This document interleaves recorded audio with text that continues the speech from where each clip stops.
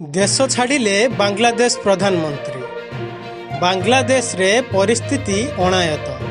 चाकरी क्षेत्र में संरक्षण को नहीं सृष्टि होइथिबा आंदोलन परे परे हिंसारे परिणत होइथिला, जहा फल कि 100 रु ऊर्ध्व छात्र छात्री एवं 12 रु ऊर्ध्व पुलिसकर्मी प्राण जाइथिला।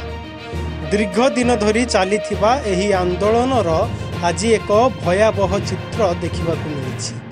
आंदोलनकारी माने प्रधानमंत्री शेख हसीना बासभवन में पशिजु प्रधानमंत्री निज पदरू इस्तीफा देई सेनार एक विमान द्वारा भारत पलाई आसिछंती।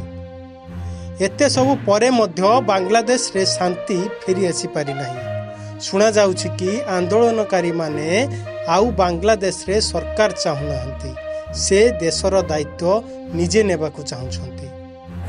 गणभवनेर भितरे जाच्छी पूरा गणभवनेर भितरे এখন আছি আমরা পুরা গণভবন। এইটাই ছিল আমাদের ইনশাআল্লাহ, এইখানে ছিল এই যে গণভবনের ভিতরে ইনশাআল্লাহ।